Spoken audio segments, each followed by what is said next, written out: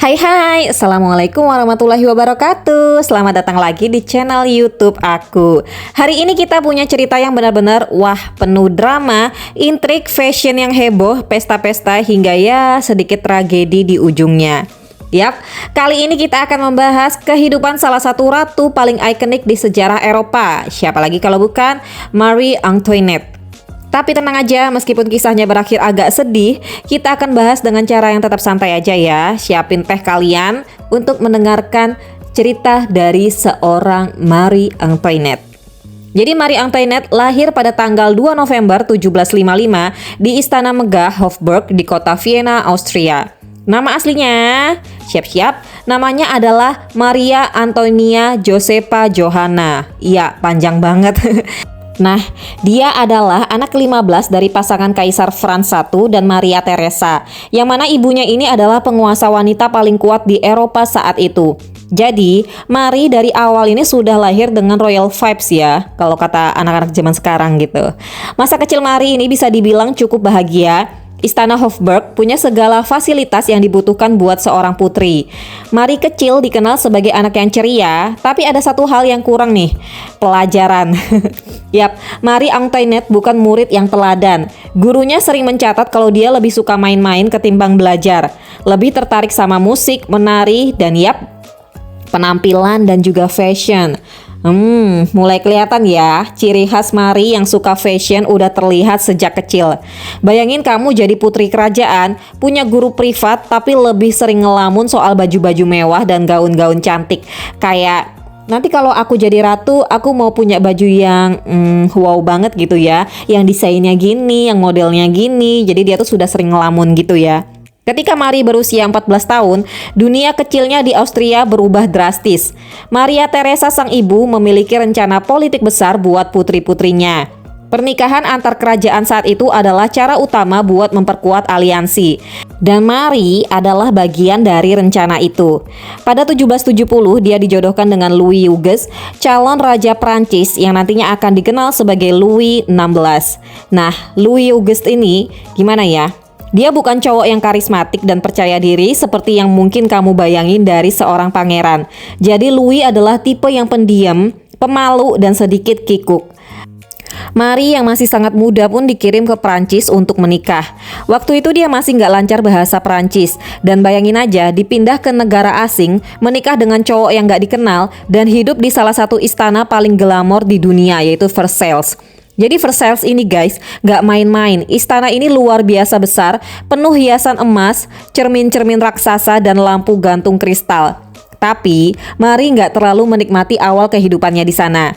Ya bayangin aja, kamu baru datang ke negara baru, dipaksa nikah sama orang yang awkward banget, terus tinggal di rumah yang sebesar kayak Disneyland, tapi tanpa semua wahana seru ya. Pasti Marie ngerasa canggung banget ya.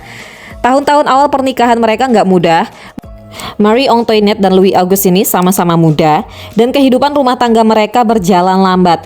Apalagi Louis dikenal sebagai pria yang agak pemalu dan kurang bersemangat. Namun sambil menunggu kehidupan rumah tangganya berkembang, Marie mulai sibuk dengan hal lain, yaitu fashion. Marie dengan cepat menjadi bintang mode di Perancis. Dia terkenal karena gaya rambutnya yang wow banget. Rambutnya sering ditata jadi puff tinggi, seriously kayak tinggi banget. Kadang-kadang rambutnya dihias dengan miniatur kapal, burung, bunga, bahkan hewan-hewan kecil. Gaya rambut ini langsung jadi tren dan wanita-wanita di Perancis mulai menirunya. Dan gaun-gaunnya gak kalah mewah, selalu dihiasi dengan permata, renda, dan kain-kain mahal. Kalau Marie Antoinette hidup di era Instagram guys, pasti isi feednya ini bakal glamor, isinya outfit of the day setiap hari. Dan ya, dia pasti jadi influencer nomor 1 di Eropa dengan jutaan followers, #RoyalStyleEveryday. Wow.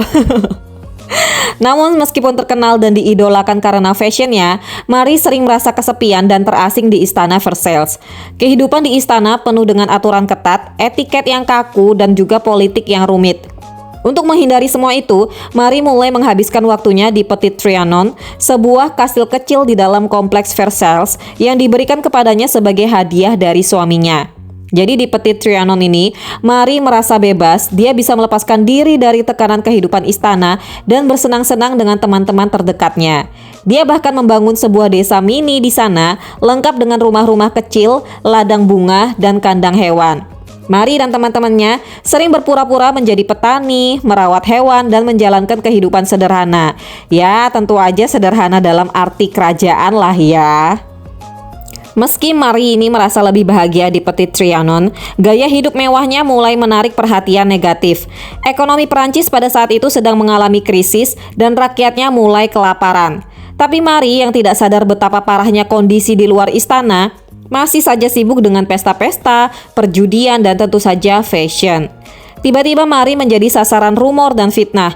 Publik mulai menyebutnya sebagai Madame Deficit, mengaitkannya dengan krisis ekonomi negara. Salah satu rumor paling terkenal adalah klaim bahwa ketika rakyat mengeluh nggak punya roti, Marie dengan santai bilang, kalau nggak ada roti, kasih mereka kue. Tapi guys, faktanya dia kemungkinan besar nggak pernah bilang itu ya. Itu cuma salah satu propaganda negatif buat memperburuk citranya di mata rakyat. Bayangin aja, Marie sedang asyik di Petit Trianon, pura-pura jadi petani, terus tiba-tiba ada yang bilang dia nyuruh orang-orang makan kue. Padahal dia mungkin lagi sibuk main sama domba-domba peliharaannya ya. Dia mungkin juga nggak bakal kepikiran sampai ke situ juga, mungkin juga nggak mikirin ya. Pada tahun 1789, suasana Perancis semakin memanas. Revolusi Perancis meledak dan rakyat yang marah akhirnya menyerbu istana Versailles. Akhirnya Marie dan Louis ke-16 dipaksa pindah ke Paris, di mana mereka hidup di bawah pengawasan ketat. Keadaan semakin buruk ketika keluarga kerajaan mencoba kabur dari Paris pada tahun 1791. Mereka berharap bisa mencari dukungan dari negara-negara tetangga, tapi sayangnya mereka tertangkap di Varennes dan dibawa kembali ke Paris sebagai tawanan. Disinilah Marie benar-benar mengalami kejatuhan.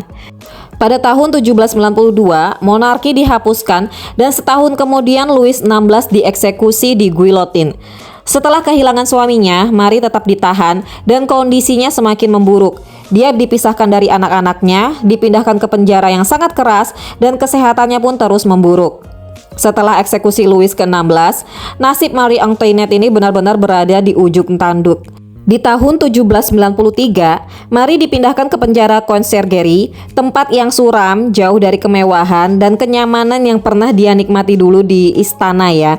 Jadi Conciergerie ini bisa dibilang sebagai gerbang menuju kematian, karena disitulah para tahanan menunggu eksekusi mereka. Kondisi Marie di penjara itu udah benar-benar buruk. Dia tinggal di sel yang sempit dan dingin, tanpa fasilitas yang layak. Dia kehilangan banyak berat badan, kesehatannya pun terus memburuk dan dia harus menanggung rasa kehilangan yang mendalam setelah dipisahkan dari anak-anaknya. Bahkan dia tidak diberi kesempatan untuk melihat anak-anaknya lagi. Putranya yaitu Louis Charles diperlakukan dengan kejam oleh para revolusioner dan Marie sangat menderita karena tidak bisa melindungi anaknya. Marie pun benar-benar terpuruk. Bayangkan dulunya dia adalah seorang ratu yang hidup di tengah kemewahan yang luar biasa, dihormati oleh bangsawan dan rakyatnya juga. Ya meskipun dia banyak gak disukai juga, tapi sekarang dia hanyalah seorang tahanan yang hidup di dalam kondisi mengenaskan, sendirian, sakit-sakitan dan menunggu akhir hidupnya.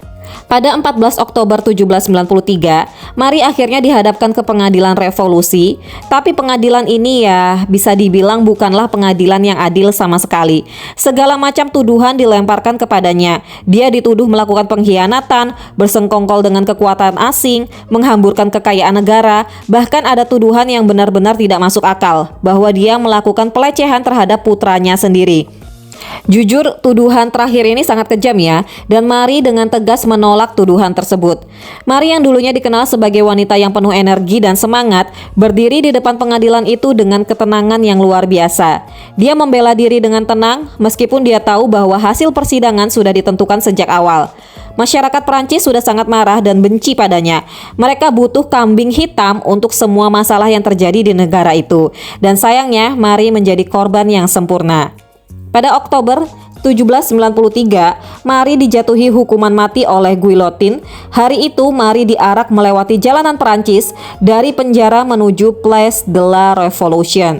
Tapi berbeda dengan perjalanan terakhir suaminya, yaitu Louis ke-16, Marie tidak diberikan kereta tertutup. Dia dipaksa duduk di gerobak terbuka, dilihat oleh ribuan orang yang datang untuk menyaksikan akhir dari Ratu Prancis yang dibenci. Pakaian Marie saat itu bukanlah gaun-gaun mewah seperti biasa dia kenakan di Versailles. Dia hanya memakai gaun putih yang sederhana, tanpa perhiasan, tanpa hiasan rambut. Namun meskipun kondisi fisiknya sudah sangat lemah dan penampilannya sudah jauh dari ratu yang megah, Marie tetap memegang kepalanya tegak selama perjalanan terakhirnya itu. Seolah-olah dia ingin menunjukkan pada semua orang bahwa meskipun mereka bisa mengambil segalanya darinya, kehormatannya, keluarganya, kebebasannya, mereka tidak bisa mengambil martabatnya. Saat dia sampai di tempat eksekusi, Marie dengan tenang menaiki tangga menuju guillotine. Ada cerita bahwa sebelum dieksekusi, dia tanpa sengaja menginjak kaki algojonya dan dengan sopan berkata, "Maaf, saya tidak sengaja." Bayangkan di detik-detik terakhir hidupnya, Marie masih bisa meminta maaf, menunjukkan sopan santun yang merupakan bagian dari jiwanya sebagai seorang ratu. Lalu dalam sekejap, pisau guillotine itu jatuh. Marie Antoinette, Ratu Prancis yang penuh kontroversi dan drama, resmi menjadi sejarah. Kehidupannya berakhir di sana, tapi tentu saja kisahnya terus hidup dan dibicarakan hingga hari ini. Setelah kematiannya, Marie Antoinette menjadi salah satu tokoh yang paling diingat dalam sejarah Eropa. Dia digambarkan sebagai ratu yang glamor, yang hidupnya penuh dengan kemewahan tanpa peduli dengan nasib rakyatnya. Tapi di balik semua itu, ada sisi lain dari Marie yang sering terlewatkan. Dia adalah seorang wanita muda yang dipaksa menjalani kehidupan yang sangat sulit di tengah kekacauan politik dan sosial yang luar biasa. Di satu sisi, dia adalah korban dari keadaan yang jauh di luar kendalinya. Marie juga salah satu dari sedikit tokoh sejarah yang namanya terus hidup, bukan hanya karena kehidupan yang penuh skandal, tapi juga karena pengaruhnya dalam mode, budaya, dan bahkan politik. Banyak orang di seluruh dunia masih terpesona oleh kisahnya, meskipun dia juga menjadi simbol dari kebusukan monarki absolut. Mungkin nih kalau Marie Antoinette ini hidup di zaman sekarang, dia bakal jadi desainer fashion terkenal ataupun influencer yang hits banget ya. Di TikTok dia bakal share-share kehidupannya, istananya, flexing, habis itu dengan gaya rambut dan gaun-gaunnya yang khas. Waduh, pasti udah bakal jadi trending topik setiap hari sih ya. Oke, jadi begitulah guys kisah panjang dan penuh drama dari seorang Marie Antoinette. Dari seorang putri Austria yang ceria menjadi ratu Prancis yang penuh skandal, hingga akhirnya menjadi salah satu tokoh paling tragis dalam sejarah. Semoga kalian menikmati cerita kali ini, dan seperti biasa kalau suka please kasih tombol like-nya. And thank you, bye-bye. Wassalamualaikum warahmatullahi wabarakatuh.